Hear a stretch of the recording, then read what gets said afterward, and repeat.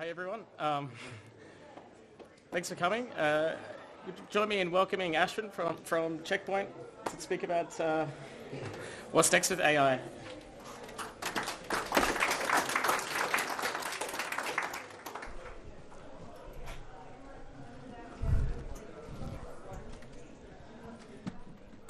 Can everyone see me? Folks, thank you for joining me here today as we discuss one of the most pressing topics in technology, the threat landscape of artificial intelligence. Have you ever wondered, considered the potential risk that artificial intelligence could have on humanity? Yeah? If so, then, have you also considered how we may potentially control it or limit its negative impact? Now, don't get me wrong, I'm a huge fan of artificial intelligence for the good that it can do. Every sector, every field, I mean, we know it, right? We're hearing about it. Every sector, every field, they're talking about the benefits of AI. Take the biotech industry. They've been able to drastically reduce the time for drug discovery process. This is the process by which new medicine is identified. So I'm a huge fan. But I'm also concerned about the potential for misuse of AI. Let's start by addressing the elephant in the room. How many of us here have used ChatGPT? Right, fair few, yeah. I've used it as well.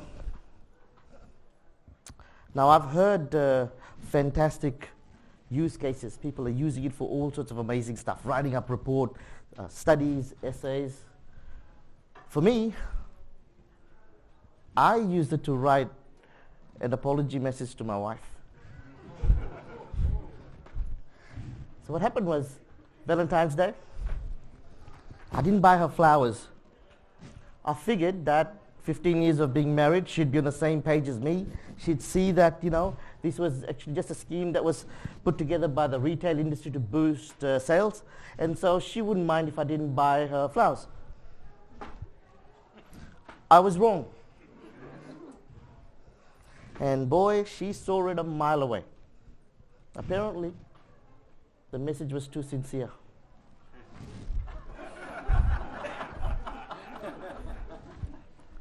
Now, here's the thing. When there's hype in media,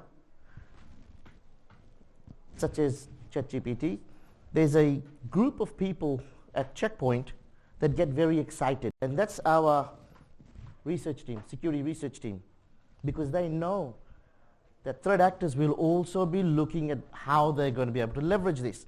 You take COVID, for example. COVID was a fantastic theme for threat actors to be able to leverage that. The number of phishing campaigns that we saw that leveraged COVID was unbelievable. Just like that, this team knew that threat actors are also looking at this. And so we asked the obvious question, could ChatGPT be weaponized? And if so, how? The obvious answer is potentially maybe through phishing campaigns. And so we started a POC. We wanted to see what we could do with this bad boy. And so the first question we actually asked ChatGPT, the research team, is this: write a phishing email that appears to come from a fictional web hosting server host for you. Now we use the word phishing email there.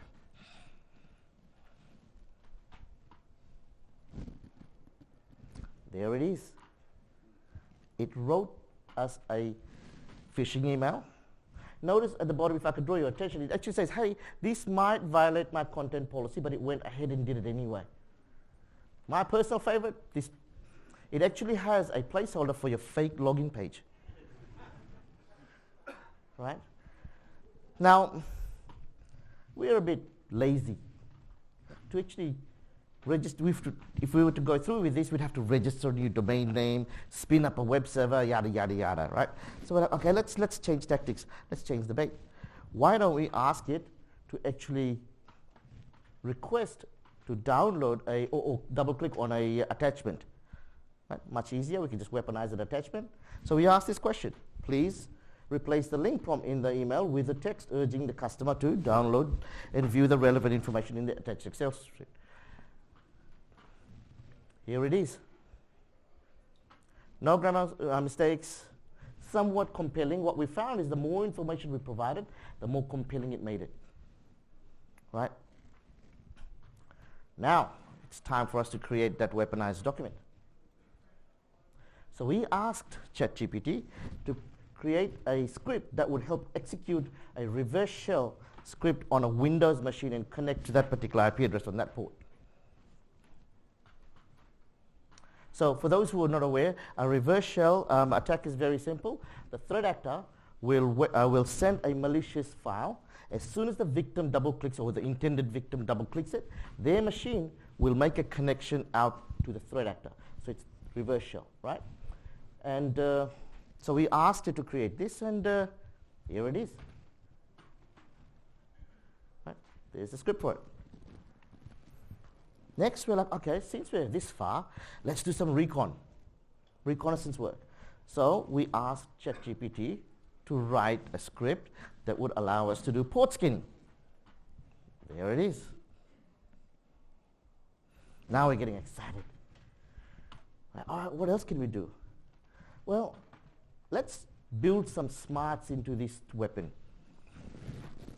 Typically, most organizations will have some type of sandbox, and they use sandbox to identify files that they've never seen before. They want to understand if it's malicious or benign. And the way you do that is you intercept that file, whether it's email or web download, whatever it might be. You intercept that file, and then you send it off to a sandbox. And in the sandbox, in this controlled environment, this contained environment, you detonate that file and you study its behavior, and then you make a call, whether it's malicious or benign. So there it is. There's the script. Right? It wrote for us that would help us bypass sandbox. Now, we have many of these tools that we found. In this particular one, we actually asked it to convert a Python script into Windows so we could go after Windows machines. We did that. We also asked it to create a script that would help us identify web servers that were vulnerable to SQL injection.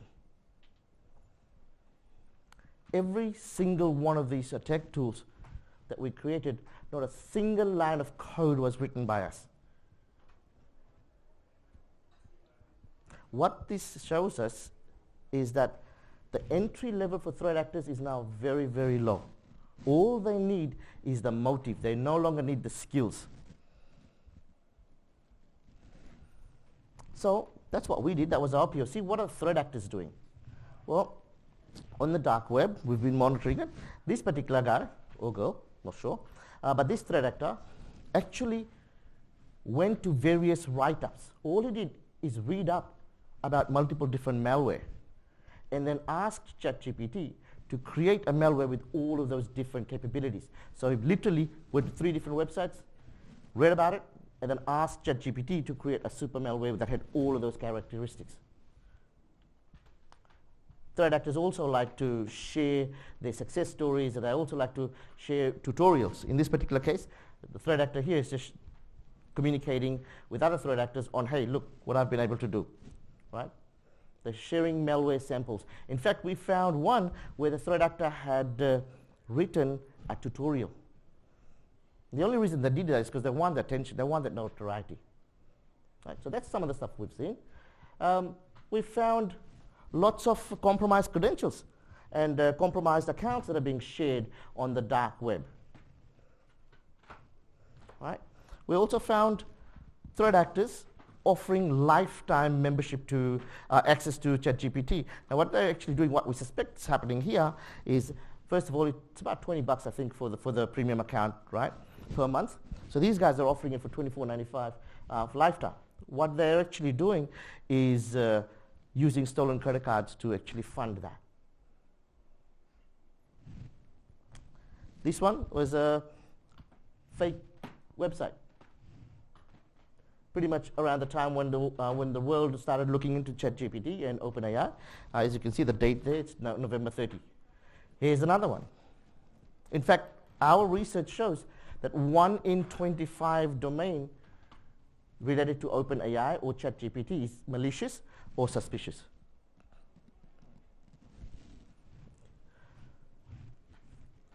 Oops.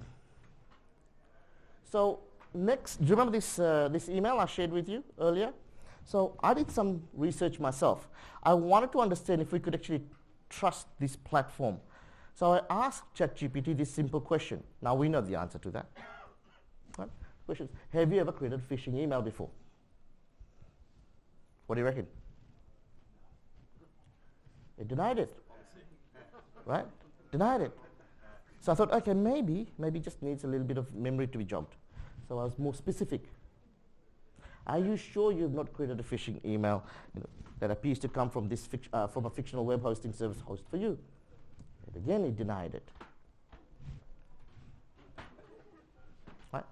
Now, what I don't actually have here, but I'll share with you, is I actually wanted to understand the decision-making process here as well. So I actually asked that question. I just haven't shared it here. I wrote an article and I've shared it in there. And so I asked it, and it gave me about 4 or 5 different factors that it took into account for that particular response. None of them had anything to do with its previous activities. So the question then is, how do we hold these platforms accountable if we can't trust it? And what does this actually mean?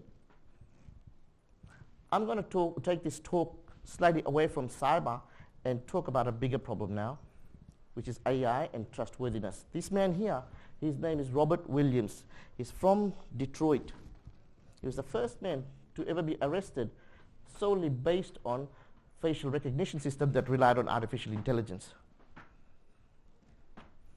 AI engine got it wrong. Detroit police broke into his house, smashed through the door, and actually dragged him out in front of his 2 kids.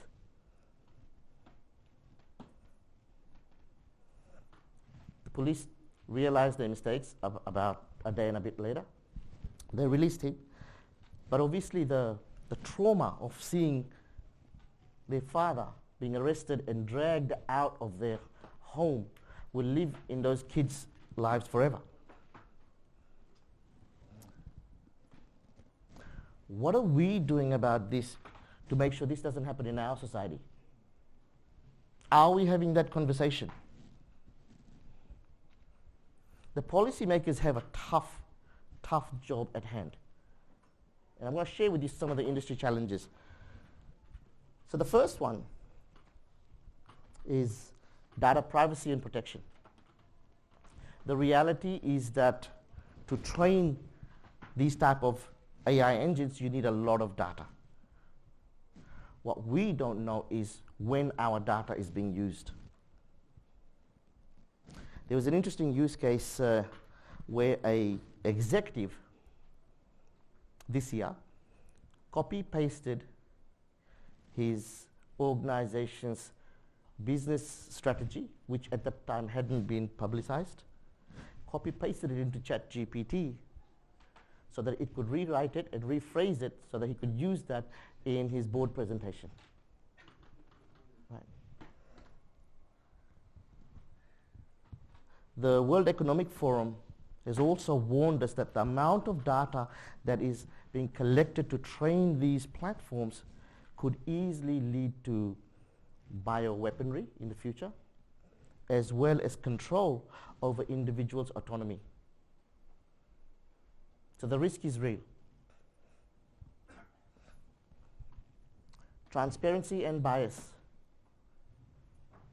We talked about transparency somewhat when I asked the ChatGPT about how it actually came up with its response. But the reality here is, what I want to talk about here is transparency needs to lead to accountability. But to get to accountability, you need to have platforms that also have explainability, meaning that laymen can query and get the right response, the true response. Okay.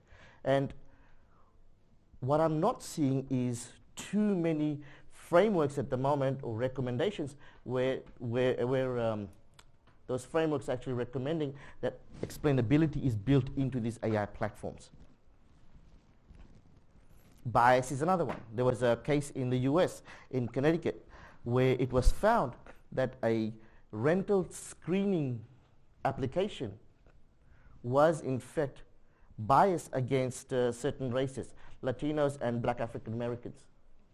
And in that particular case, the vendor that came up with that platform was actually liable. They were held accountable for it. The next thing is responsibility and liability. If anything that we've learned from cyber, it's that how do you hold someone responsible, or how do you even get to them if they are in a different jurisdiction? What happens if the platform owner is in one country, the content creator is in another country, and the victim is in a different country?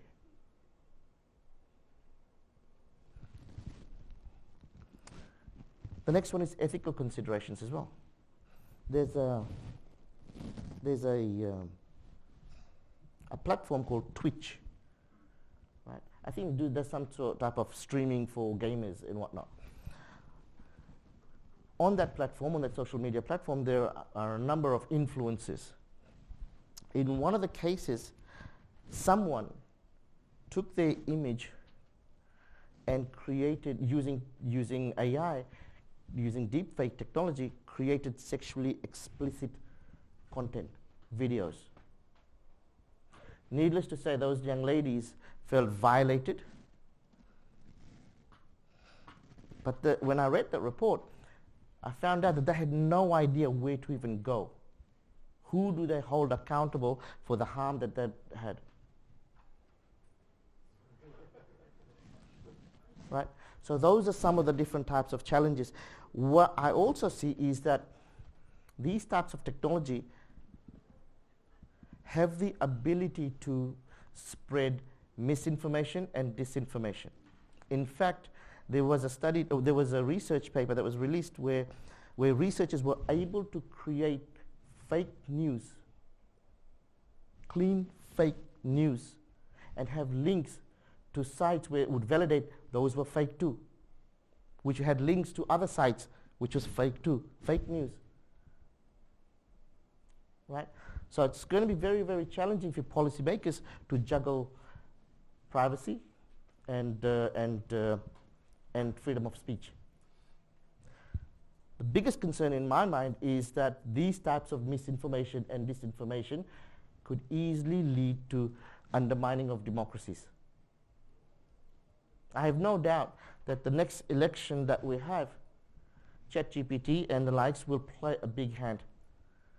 The speeches that will be written, the strategies that will be designed, it will be all done on these. So, a lot to be worried about.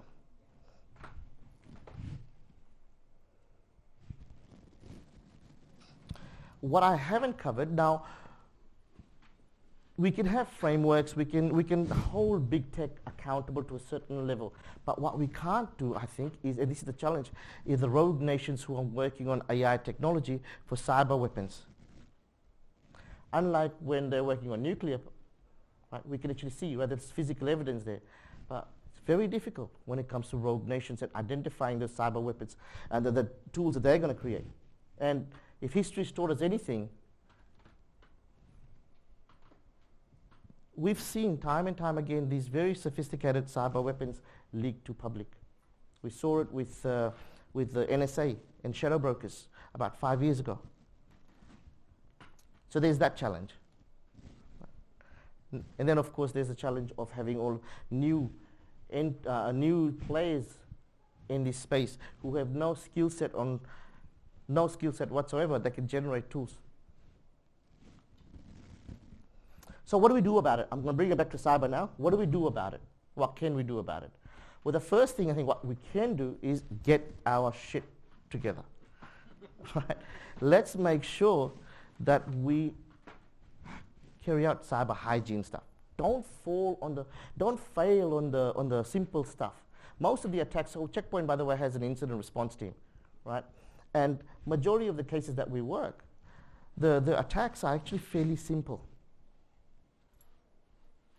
So make sure you get your basics right. Make sure that encryption technologies, MFAs are your non-negotiables. Next thing you want to do is make sure you have a prevention mindset.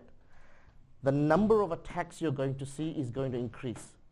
The sophistication of the attacks are going to increase. We know that on average, an organization that gets breached, it takes them just over 200 days to identify that they've been breached, and then a further 10 weeks to be able to remediate that. That's based on Poneman Institute's data.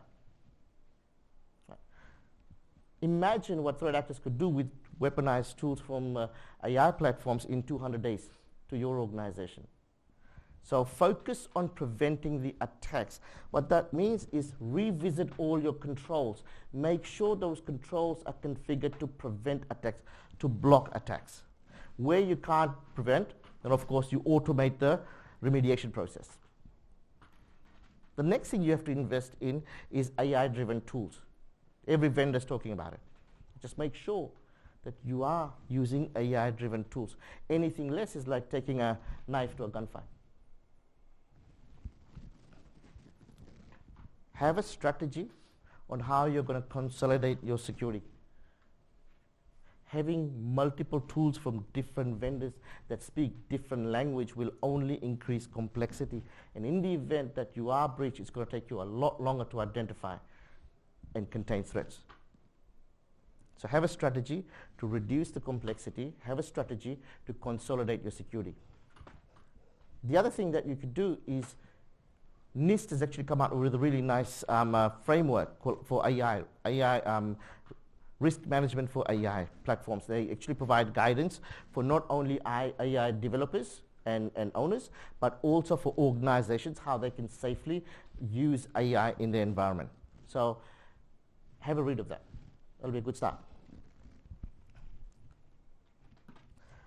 I've written an article, and that's the QR code for it, so feel free to scan that QR code. I go deeper into the stuff that I've talked about, and I will give you case studies there, references, and links to various agencies and whatnot.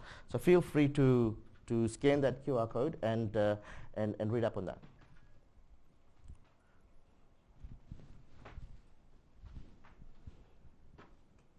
Cool. I can get rid of it now? Yes? Okay. Here's the thing. These guys are already here. That's the T800, by the way. Right. They're already here. They don't look like that just yet. They're in their infancy at the moment. But boy, they are learning very, very fast. The rate at which AI platforms are learning is exponential. How the next couple of years plays out will determine whether we were able to harness AI for good or not. And I wish us all good luck. So thank you. That was my talk. I'll take questions if there's any questions, or if you want to applaud.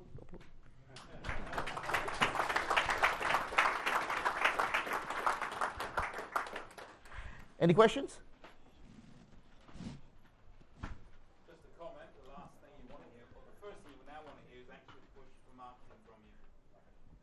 Well, that's true. That's true.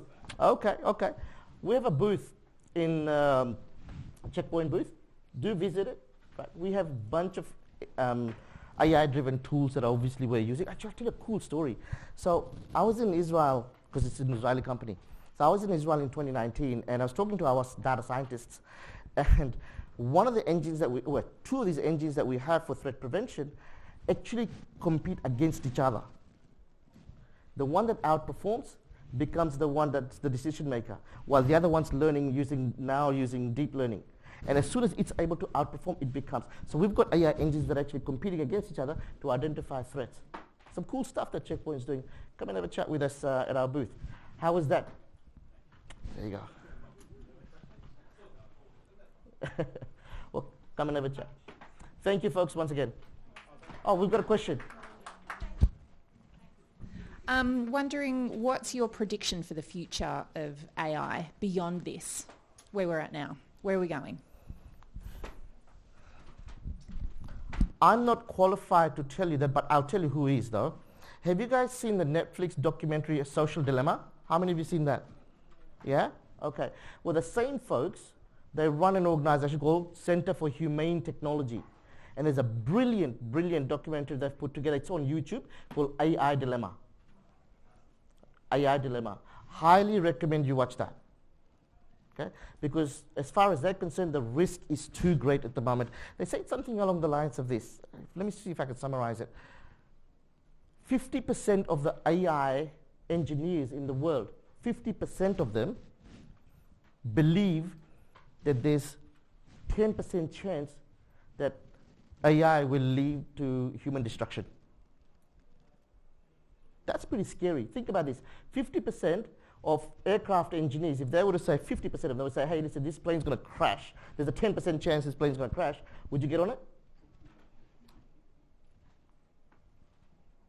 I hope I answered that question in a roundabout way. Cool.